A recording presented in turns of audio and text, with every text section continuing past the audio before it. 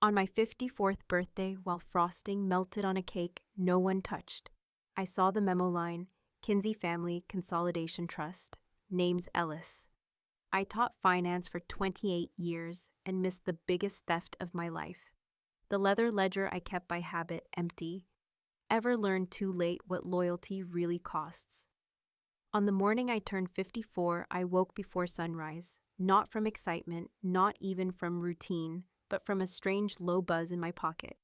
A notification. At that hour, it had to be the bank. I rubbed my eyes, rolled to the side of the bed Marla had already vacated, and tapped the screen. A single line, dull and clinical. Withdrawal complete, $296. 044-111. Memo Kinsey Family Consolidation Trust. I sat upright, not fully breathing, not yet believing. My thumb swiped furiously through the app looking for a mistake. It wasn't there. Neither was my 401k. The account I had nurtured since Clinton was in office had been drained overnight by someone who knew the passwords, the routing number, the rhythms of my trust. The floor was cool beneath my feet as I padded down the hall past the framed crayon drawings of a boy who now lived in Oregon and answered texts in bursts of emojis. Our kitchen, soaked in southern light, looked just like it had yesterday. The oak cabinets, the ceramic rooster, and on the counter a small round cake in white frosting, happy birthday. Ellis piped in careful cursive, unlit candles, a single-used fork in the sink.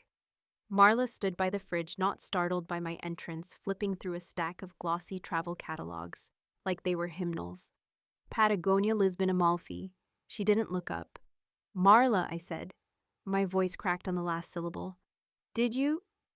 It was always going to end, she replied, turning a page without hesitation. We just kept pretending it wouldn't, I stared. Her hair was still damp from the shower. She smelled like the lavender soap I'd bought her last Christmas. She wore the blue cardigan I loved. And yet it was like looking at a wax version of my wife. Something precise, sculpted, hollowed. I don't understand. My hand still held the phone, shaking slightly. You moved my retirement. That was our security. She closed the catalog. Her nails, polished pale pink, tapped it softly on the counter. It's my security now. Ellis, I've waited 27 years. For travel, for movement, for a sense of my own air. I asked, and you always said, maybe next year. And your answer was to steal. It's not theft. The trust is in both our names, legally. Her tone was flat, unbothered. Morally, maybe. But morality doesn't accrue compound interest, does it? I couldn't find the air. I leaned on the kitchen island, eyes darting toward the cake. White, pristine, insultingly hopeful. We can fix this, I said. The words felt like reaching for a lifeboat long since drifted. A counselor, a trip, you said you wanted Portugal. She looked at me then, really looked, and in her eyes I saw the quiet finality of someone who had left long ago, but only now had the logistics to match. I don't want Portugal with you, Ellis. I want Portugal without explanations. She picked up her leather weekender, the one I gave her on our 20th anniversary. It was already zipped. You're leaving today. I didn't ask. I knew. She nodded. The 9:40 train to St. Louis, to wherever I land next. There were no dramatic pauses, no slammed doors, just the sound of the front door opening gently, then closing like a breath held too long. I stayed rooted in the kitchen, my palm pressed against the counter's edge as the minutes ticked by in fluorescent light. Somewhere in the back of my mind, I could still hear our son's toddler voice echoing down the hallway, daddy more juice like a memory on loop. Eventually, I walked past the untouched cake down the narrow corridor to my study. I hadn't been in there much lately. Retirement had always been a distant lighthouse, something I charted for, but didn't yet need to dock at. The drawer was locked, but I knew where I kept the spare key, under the coaster shaped like Missouri chipped at the boot heel. I opened the drawer. The leather-bound ledger sat where I'd left it, snug between folders of old tax returns and a pair of reading glasses I didn't yet admit to needing. The leather was warm in my hands, familiar, embossed in gold Ellis Kinsey retirement. I opened it, blank, page after page untouched. I had always meant to keep track contributions, milestones, future goals, but it had felt premature, overconfident even. Now the empty pages stared back like a mirror to my own denial, the kind of void that doesn't shout, just waits to be acknowledged. I sat down, the chair creaking under me, and ran my thumb along the leather edge. There was a nick in the binding now, subtle but new. Outside a robin chirped. Early spring, new things blooming. And still inside this room, I felt the sharp chill of winter lingering. The cake would still be there, I thought. I didn't have the appetite. But maybe later I'd light the candles. Not for celebration, just to mark that something had ended. And maybe, just maybe, something else had begun. Exactly 1 week after Marla walked out with my 401k and my dignity in tow, I opened Facebook while stirring lukewarm coffee. I hadn't expected a party, but I hadn't expected a photo either. There it was, bright and professionally lit. My ex-wife, wearing the same lavender dress she once claimed, felt too bold, standing beside my sister Sabine at a vineyard altar. A banner behind them read, "Love Wins." I sat back, phone still in my hand, coffee going cold. I hadn't even known they were close. I hadn't known they were anything. A part of me wanted to laugh, but another part, quieter and older, simply closed the app and placed the phone face down. 30 minutes later, I parked in front of Cranford Foods, HQ, top floor, reserved for the legacy team, those who'd built the company brick by spreadsheet. I stepped into the glass atrium, cold air, clinging to the backs of my hands like the memory of a childhood flu. The receptionist, Janet, offered me a small nod without a smile. I'd known her since her first temp assignment in '02. Today she stared firmly at her screen. My badge still worked. That felt like a clerical oversight.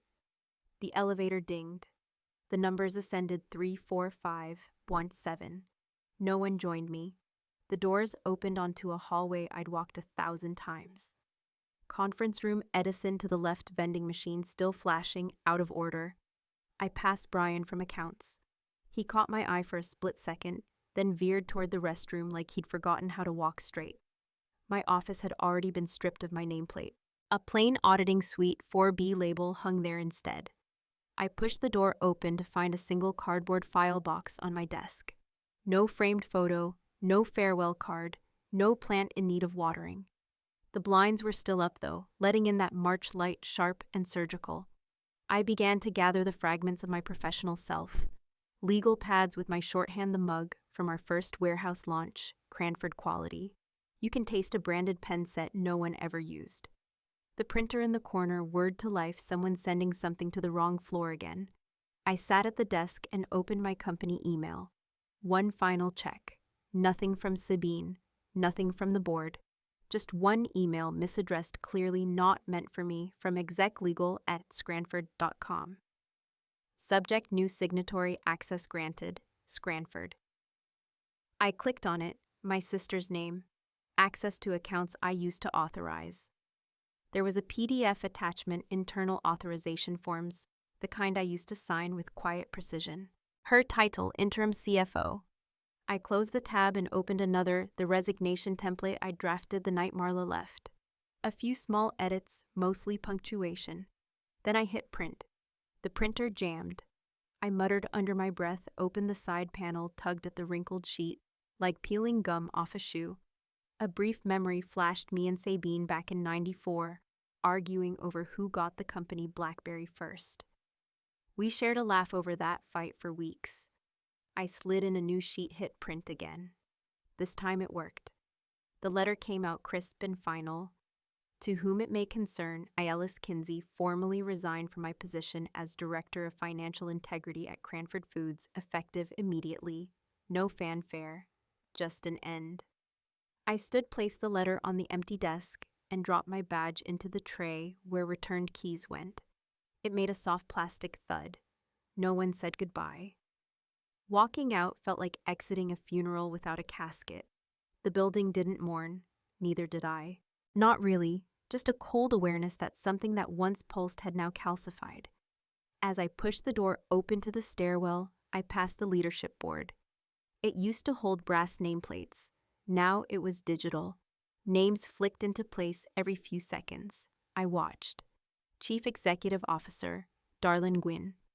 Chief Financial Officer, Sabine Cranford. Interim Director of Strategy, pending. I stared at my sister's name. 5 years younger, sharper, always better at chess, and worse at apologies. I thought of the time she'd fallen asleep on my shoulder during our first IPO all-nighter, the way she'd hugged me when I bought my first house, the knowing smile she'd given me the day I proposed to Marla. The same smile now frozen in that Facebook photo. Outside, the wind cut low along the pavement. I carried the box to my car, the kind of cardboard that sags just slightly in the rain. I slid into the driver's seat and rested my hands on the wheel, unsure whether to drive or just sit. That evening, after a microwave dinner and 2 fingers of rye, I opened the day's mail. Most of it was circulars and offers for hearing aids I didn't yet need. Then one envelope stood out white formal, embossed in silver. Bradley and Hinton, Family Law. LLP Refinalization of Divorce Proceedings. Kinsey v. Kinsey. Inside Division of Retirement Assets complete. Estate access restricted. No further claims permitted. Filed and sealed March 22, 2021. I read it 3 times, not because I didn't understand, but because I didn't want to believe a single sheet of legal language could extinguish 27 years without even the courtesy of a punctuation mark that hurt. I folded it slowly and slid it into the drawer, where the birthday card for my son still lay unopened. A joke card, probably, something with a dancing hot dog. My ledger still sat beside it, leather-wrapped and painfully silent. I didn't light the candles, but I did open the bottle of wine we'd been saving for our 30th anniversary. It tasted fine, maybe a little acidic, or maybe that was me. I sipped alone in the kitchen while the wind pressed against the windows and the ink from the resignation letter dried in silence. The subject line glowed against the dark backdrop of my inbox. Dad, I think it's time. Sent from Baird's email, 11:42 p.m. I blinked twice. It wasn't like him to message at that hour. Then again, nothing about the past few weeks had been typical. I clicked it open with the kind of dread reserved for medical test results and IRS notices. The email opened simply, no greeting, no preamble. Just Baird's voice, clinical and dry, even in text. You once told me never to poke sleeping dogs, but I think one of them bit you years ago and no one noticed until now. See attached. 1 file, a scan, the header read, Cranford Foods, Inc. Delegation of Authority Form, 1997, and there it was, my signature. Clear, square, confident. I remembered the day I signed it, September 5th, 1997. The same afternoon, Marla and I had closed on our first home. She'd baked a cobbler. I'd stayed late at the office to dot I's on the transition paperwork. Back then, we called it future-proofing. My name appeared again in the witness section, and hers, Marla J. Kinsey, just beneath the authorized co-signatory line. I scrolled down. The form delegated partial control over selective employee pension accounts, vendor disbursements, and auxiliary benefit structures. Back then, that just meant minor vendor transfers and dental reimbursements. But with enough creative accounting and 2 decades of blind trust, it meant something far wider. My eyes fell to the final line of Baird's message. You weren't wrong. You were lied to. The words weren't dramatic. They weren't even accusatory, but they landed like a steel wrench to the ribs. I leaned back into the cracked vinyl of the rental's kitchen chair. The blinds behind me clacked as the April wind pushed against them. Cold pizza on the counter sagged under its own grease. I hadn't even bothered to reheat it.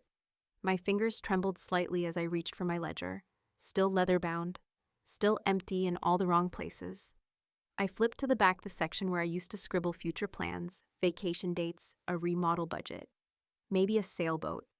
I hadn't looked back here since Marla left. I didn't mean to do it. But when I slammed it shut, something tore a sharp, dry sound. I looked down. A corner of the last page had ripped a triangle of paper clinging to my hand. I hadn't realized I was gripping it so tightly. The light above me flickered, casting shadows across the faded linoleum. I sat still, ledger in one hand, torn corner in the other. My thumb pressed into the embossing on the cover, the gold lettering worn from years of handling retirement plan. E. Kinsey. Across the room, the microwave blinked 12 dar. It always did, no matter how often I reset it. Some things refused to stay fixed. I glanced back at the screen. Baird's name hovered above the email like a whisper. We hadn't talked since Christmas. Even then, the conversation had been careful, like dancing around a crack in the ice. Marla had always said I was too cautious. You think waiting will save you from the waves, she once told me. But tides don't wait, Ellis. Maybe she was right, or maybe she'd just learned to swim with sharks while I was still learning to float. I returned to the email and hit reply. I didn't draft it carefully, I didn't reread. I just typed, "Send me everything, PDFs, video, every email," and I hit send. Then I stared at the screen. The little whoosh sound did nothing to comfort me. I closed the laptop and leaned my elbows onto the counter, letting my head rest in my hands. The torn corner of the ledger still sat beside me. I didn't throw it away. I placed it gently between the pages like a bookmark. Because something told me the story wasn't over. Not yet, not by a long shot. It started with a name, Mrs. Keene, receptionist since '91. The woman who once brought me cinnamon rolls when my father died. She called, voice trembling like her teaspoon tapping the saucer. Ellis, she said the pension check never came. I didn't want to believe it. Thought maybe it was just a glitch, a misplaced decimal, a clerical hiccup. But by noon 23, names sat in my notepad, scrawled in block letters, janitors, mechanics, lunchroom staff, even Freddie, who still hand-sanded the crepe pallets by muscle and pride alone. None of them got paid. None of them even got a call. A week later, Baird and I met at the Riverside Diner, booth number 4, the one with the crack in the vinyl shaped like a lightning bolt. It used to be our spot, Marla and me, back when the world was still lit in sepia and everything tasted like hope. Dogwoods bloomed outside the window, their petals pressing gently against the glass, like they wanted in on the story. Baird slid into the booth and wordlessly placed a flash drive on the sticky table between us. The waitress Darlene, same one from our wedding breakfast, poured us 2 black coffees, pausing only to ask okay when she noticed my hand tremble as I reached for the mug. She left, I said. 3 months ago, took the retirement too. Darlene blinked, gave a quiet nod, and left the syrup bottle without asking. Back in the booth, I plugged the flash drive into my laptop. Baird leaned over and we watched. The clip opened with the conference room mahogany table framed awards, the outdated projector screen hanging crooked. Sabine stood near the front. In a voice too calm for the weight of her words, she said, "The Kinsey legacy will be restructured." Certain liabilities like Ellis were priced in. There was laughter. Hushed, clipped.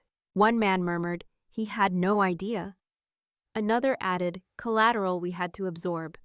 Sabine nodded. It was like watching your own funeral, except no one cried. I paused the video, letting the frozen frame linger. Sabine's mouth half open in mid-sentence, her eyes calculating cold. I glanced at Baird. So this is what they meant by transition packets. He nodded, jaw clenched. I dug through the IT archive. They were preparing this for over a year. I sank back into the booth. The cushion hissed softly under my weight, a sound more honest than anything I'd heard from my family in months. What else is on that drive? Meeting notes, budget reallocations, an internal audit that got buried. They changed signatories 6 months ago, put everything in Sabine's name. I took a breath, long and shaky. We need to move fast. Gala's in 2 weeks. If we're going to say something, we need evidence, witnesses, timeline. I looked out the window. The dogwoods swayed slightly in the breeze, their petals like white flags. Surrender or a fresh start, I couldn't tell. I opened my leather retirement ledger, now creased and fraying, and began sketching the plan. Names, dates, a roadmap of the company's conscience or lack thereof. Baird handed me a legal pad already filled with handwritten notes. I've already contacted Freddie. He'll testify. So will Mrs. Keene. We worked in silence for a few minutes. Only the clatter of dishes and the hum of a broken jukebox behind us. Then Baird looked up. You sure you're ready to do this in front of everyone? I hesitated. Not because I doubted the facts, but because of what it meant. Burning bridges was easy, but this wasn't just a bridge. It was the family home, the legacy my name used to mean something in. Still I nodded. Not out of confidence, but clarity. We ordered pie. cherry like Marla used to love. I barely touched it. When we stood to leave, I left the flash drive in my coat pocket, my hand wrapped around it like a compass. Darlene cleared the table and gave me a look, half sympathy, half warning. Whatever you're about to do, Ellis, just don't forget who you are. Outside, as Baird started the car, I lingered near the curb. I whispered to no one in particular. Let's give them something they'll never forget. The petals from the dogwoods fell around me soft and soundless. The velvet curtains hadn't even settled when I stepped into the light. No name on the program, no official invitation. Just me, and yet every spotlight swiveled as if someone had rehearsed this moment for years. Maybe they had. Maybe I had. Earlier that day, I had driven past the Civic Center twice before finally pulling into the lot. My palms left damp crescents on the envelope I carried. It was heavy in a way that had nothing to do with its contents, just 2 signatures and a line that said, "To be opened by Marla and Sabine on stage." Inside, the gala glowed with old money and new delusion. Gold banners dangled like medals, and linen-draped tables bore the names of legacy employees I used to see every Monday at roll call. Table 6, Freddie Marks. Table 9, D. Keene. Some smiled as they spotted me. Others looked away, unsure of the script. At the podium, Sabine stood polished, pearled, and perfectly rehearsed. She beamed as she spoke of agile growth strategies and a vision that adapts.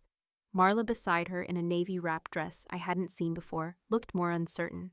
She followed with a softer speech. Family values. Ellis always believed in people. That landed with a quiet thud. And then I walked up the center aisle. No music played. No usher tried to stop me. Just silence and the faint clink of forks abandoned mid-bite. I took the stage slowly, nodded once toward Baird in the front row. He didn't smile, but his chin lifted half an inch, and then turned to the crowd. "I won't take much of your time," I began, adjusting the mic. 50 years is something, especially in a business, especially in a family. I came here tonight not to speak, but to say thank you. The words were mine, but the calm was borrowed from somewhere deeper than anger or grief. I looked out over the audience and saw people I'd trained, hired, helped bury parents and celebrate graduations. People who had trusted us. I brought a gift. I continued, reaching under the podium for the silver box, polished, cool, lined with velvet, the color of old ink. I handed it to Sabine and Marla without flourish. Sabine's fingers hesitated. Marla blinked, then took the envelope taped on top and began to open it. Inside, mounted on deep blue felt, was a copy of my retirement ledger, the same one Marla had emptied, now restored. Stamped across the center in bold red, "Irrevocably redeemed." There was a beat of silence, 2, maybe 3, then a chair scraped. Sabine attempted to laugh. Ellis always did enjoy theater, but her voice cracked mid-sentence. The crowd leaned in, some confused, others beginning to understand. A few older employees glanced toward me with narrowed eyes, recognition dawning. Marla whispered, low but audible through the mic, "What did you do, Ellis?" I stepped back, letting the moment fill itself. There was nothing more powerful than silence when guilt sat on stage. In the front row, Baird rose. He didn't say a word, just lifted a small USB drive and tilted his head toward the AV technician in the corner, who froze, looked to Sabine, then back to Baird. It was a quiet standoff, but something shifted. The tech stood, walked to the console. I turned to the crowd again, voice steady. It's time to remember what legacy actually means. Not leverage, not liquidity, people. Then I stepped down. Sabine's champagne glass trembled in her hand, the reflection of the projector light flickering inside it like a coming fire. Marla still held the box, staring at the ledger like it might hiss. Behind me on the projection screen, the first frame of a paused video lit up Sabine's face, mid-sentence, mouth curved, eyes hard. Baird clicked play. For the first time in 5 years, my son stood up for me, not in private, not in whispered reassurance, but under the lights in front of everyone who had once doubted, distanced, or dismissed. The video opened with his face calm but firm, seated in a conference room somewhere far from Hannibal. Behind him, Lake Michigan shimmered through the windows. "My name is Baird Kinsey," he began, "and I am the son of Ellis Kinsey. What I'm about to share is not about revenge. It's about repair. In the darkened gala hall, the air thinned. Chairs didn't creak. No forks tapped plates. Every person leaned forward, breath held. The only light came from the screen and the emergency exit sign above the side door where Sabine's shadow stood frozen. Baird walked the crowd virtually through dates, signatures, transfers. In 2015, Kinsey Family Consolidation Trust was restructured. By 2017, its disbursement methods were diverted into personal sub-accounts labeled Legacy Resilience. In 2019, employee pension holdings were moved again under portfolio calibration. A cough escaped from somewhere near table 4. Slide 6 displayed a web of emails. Sabine's name threaded through most of them, always replying in seconds, always with short phrases. Handled, approved, Ellis won't contest. I watched Marla then. Her shoulders curled inward, not from the cold, but from the slow unraveling of control. Her phone buzzed on the table. She picked it up, eyes barely moving as she read a new message. Need to talk. It's about the filings. F. Gentry slide 9 showed employee names in neat columns: janitors, security guards, 2 widows from the old mailroom crew. One had passed away last winter, still believing her pension would cover her final months in assisted care. Slide 12. The room stilled again. A video clip played, grainy but unmistakable. Sabine in the executive suite tossing a file onto the table. Ellis will never do anything, she said, smiling. He's still the same man who brings coffee to board meetings like it's 1985. Her laughter echoed slightly, caught by the conference mic. On stage, Sabine inhaled, prepared to speak, but no words came. Her lips parted, then pressed back together. Across the hall, someone hissed low. Another shook their head. Slide 14. Employee portraits. Smiling faces. Retirement years. The percentage siphoned from each. Then Baird's voice again. You didn't just hurt my father. You gutted the foundation he spent his life building. The screen faded momentarily. Then came the moment I didn't expect. Marla stood. Her breath hitched. I didn't know the extent, she began, but her voice cracked halfway. Not like this. A hand rose from the back, someone I couldn't quite see, and asked quietly, Did you ever ask?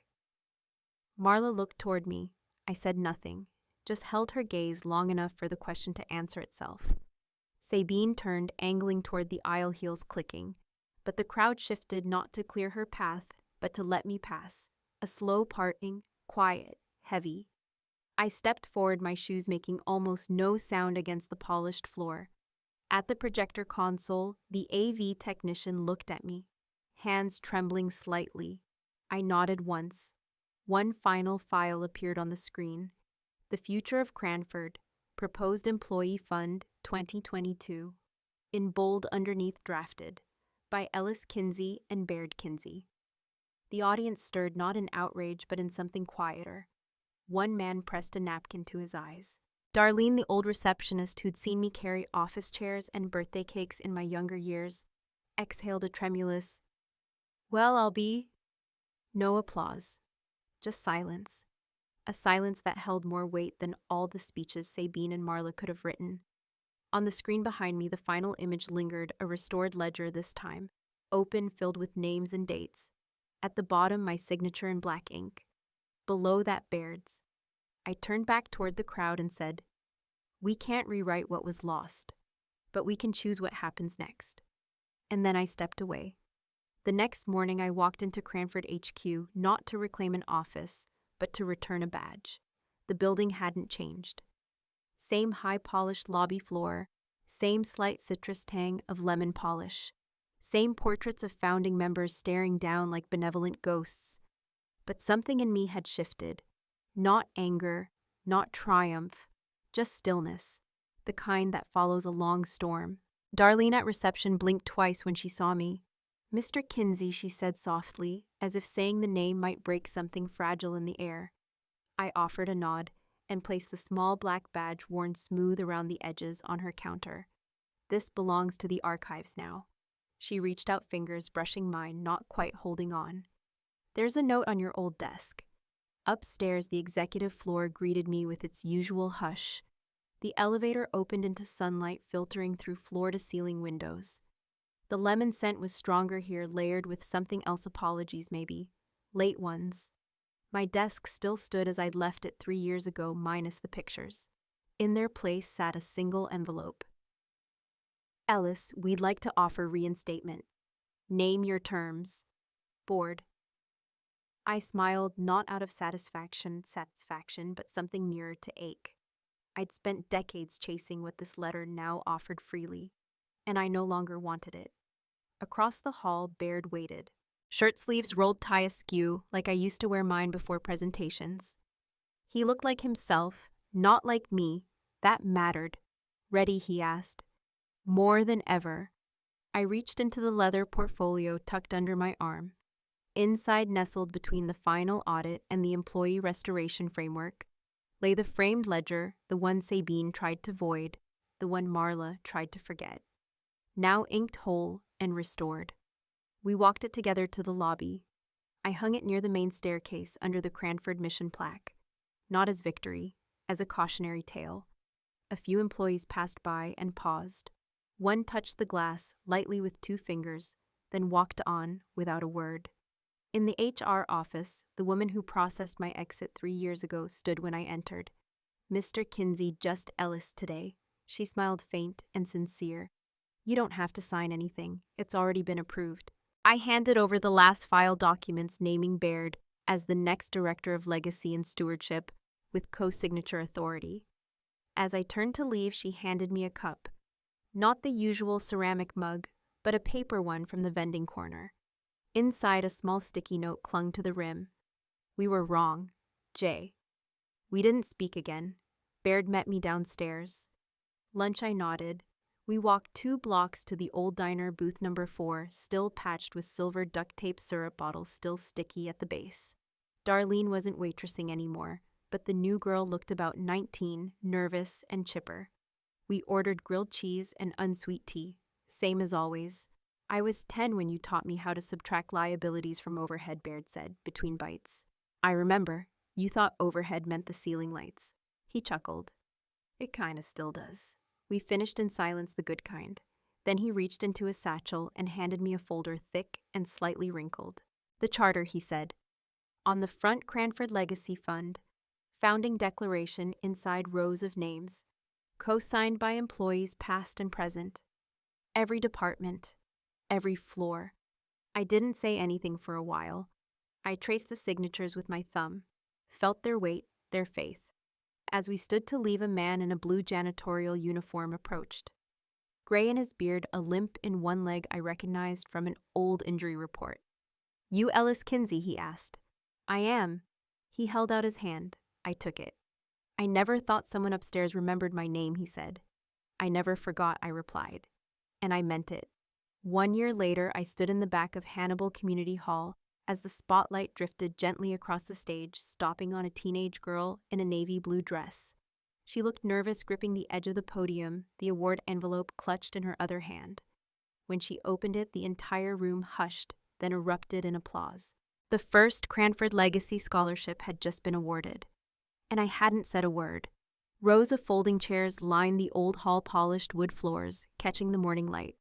Flower arrangements, simple homemade ones, lined the edges of the stage, some still wrapped in plastic with name tags from the families who brought them. There was a kind of raw sincerity in it all. No gold banners, no stage smoke, just truth. I glanced toward the front row. Baird sat at the center, hands clasped in his lap, calm and steady. His name had been read earlier as a signatory to the fund. So had mine. On the check beneath both our names was a single phrase, for those who served quietly. Behind him, the audience was dotted with faces I remembered from earlier chapters in my life. Janet from the finance team, Jorge from warehouse logistics. Even Mrs. Keene, who used to offer butterscotch candy on Fridays. They sat upright, dressed in their Sunday best eyes, moist but proud. 17 of them had been displaced. Today they were honored not as victims, but as builders. I hadn't expected to speak. I truly hadn't. But then Baird caught my eye and gave a single nod, subtle and firm, as if to say, "You should." I took the stage quietly, no announcement, no fanfare. The microphone was too high, I adjusted it. "I don't have a speech," I began, and the room stilled again, "but I have a ledger." A few chuckles light and warm. I carried that ledger for 30 years. Not because I loved numbers, though I did, but because I believed that stewardship was quiet, that the best kind of leadership didn't always wear a title. I paused. Let the weight sit. What happened to many of us here was unjust, but tonight isn't about injustice. It's about what we chose to do after. In the front row, Mrs. Keene dabbed her eyes. The teenage girl on stage watched me like I might vanish if she blinked. "When your name is erased," I said slowly, "you have two choices. Carve it back with vengeance or write it anew with grace." That was all. I stepped down. The applause wasn't thunderous. It was better. It was real. Later, as people milled about and the ceremony wound down, a young intern approached. He couldn't have been older than 17. Pale freckles across his cheek shirt, one size too large sleeves bunched at the wrists.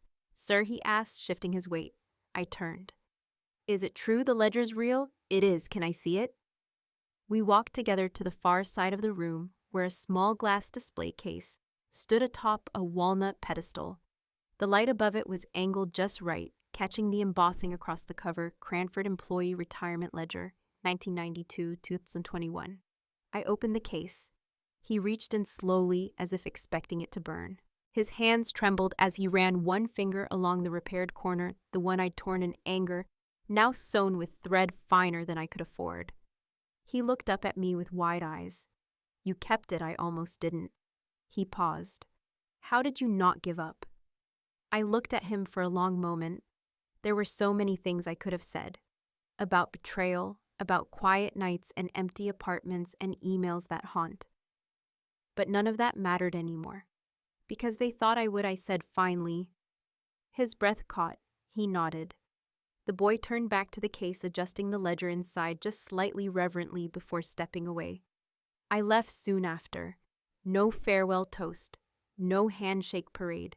Just slipped out the side door with the May breeze catching my collar. The sidewalk was slick with last night's rain, and birds were beginning to gather on the power lines above, chirping without urgency. The building behind me glowed faintly in the morning light, and through the window I could just see the case ledger bathed in gold, framed by shadows of people who had once been forgotten, but not anymore. And as I walked alone toward the edge of town, past storefronts and mailboxes and places that remembered me differently now, I felt no bitterness, only balance. Legacy, I'd learned, wasn't something you inherited. It was something you reclaimed. The sun caught the glass of the display case. As I stepped outside, same ledger, same weight, but this time it didn't feel heavy. Just honest, just home. Turns out legacy isn't about titles or plaques. It's about what you fix after the breaking. Sometimes bridges collapse, so we can learn which ones are worth rebuilding. And if you've been left behind by a company, a partner, or even time itself, know this: you're still allowed to begin again. Have you ever been handed a second chance in disguise? I'd love to hear your story. Or maybe it's time you wrote it.